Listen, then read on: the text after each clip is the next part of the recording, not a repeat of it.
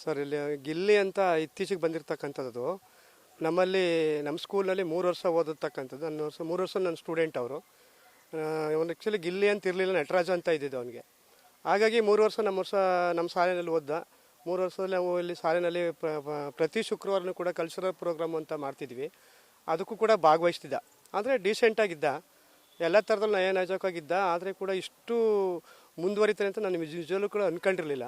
ಹಾಸ್ಯ ಚಟಕ್ಕೆ ಆರಿಸುವಂಥದ್ದು, ಕಾಲು ಎಳೆಯುವಂಥದ್ದು, ನಗು ಮೂಲಕನೇ ಒಂದು ರೀತಿ ಕಾಲು ಎಳೆಯುವಂಥ ಕೆಲಸಗಳು ಅದೆಲ್ಲ ಏನಿರಲಿಲ್ಲ, ನಾವು ಮಾಡ್ತಿರ್ಲಿಲ್ಲ. ಯಾಕೆಂದರೆ ನಾವು ತುಂಬ ಸ್ಟ್ರಿಕ್ಟಾಗಿ ಇಟ್ಟಿರ್ತಾರಿಂದ ಆ ಥರ ಇದ್ದ ಅವನು. ಆದರೆ ಒಂದು ಸಾರಿ ಕಾಪಿ ರೈಟಿಂಗ್ ತಗೋಬಪ್ಪ ಅಂತಂದಕ್ಕೆ ಏನು ಮಾಡಿದ ಅವನು, ಡೇಟ್ ಚೇಂಜ್ ಮಾಡಿದ.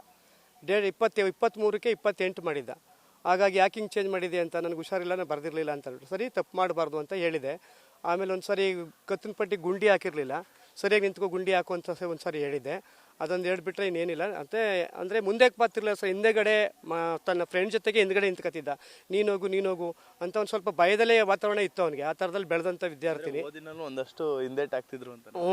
ಅದರಲ್ಲೂ ಕೂಡ ಆ ಥರ ಇದ್ದ. ಅಷ್ಟು ಮಟ್ಟಿಗೆ SLC ಪಾಸ್ ಮಾಡ್ಕೊಂಡು ಓದ್ದ. ಅದಕ್ಕೆ ಮೊದಲೇ ನಮಗೆ ಇಷ್ಟು ಮಟ್ಟಿಗೆ ಒಂದು ಏನಾಗುತ್ತೆ, ಕೆಲವೊಂದು ನಲ್ಲಿ ಮೂಳೆದು ಎಲ್ಲ ಬಂತು. ಯಾವುದೋ ಒಂದು ಸಾವೊಂದು ಕೂಡ ಇದೆಲ್ಲ ಮಾಡಿ ಇಷ್ಟೊಂದು ಫಾರ್ವರ್ಡ್ ಆದ. ಆಮೇಲೆ ಗಿಲ್ಲಿ ಅಂತಕ್ಕಂಥ ಹೆಸರು ಕೂಡ ಬಂತು. ಹಾಗಾಗಿ ಇಷ್ಟೊಂದು ಇವನು ಫಾರ್ವರ್ಡ್ ಆಗಿದ್ದಾನೆ ಅಂತ ನಮಗೆ ಅನ್ನಿಸ್ಲಿಲ್ಲ.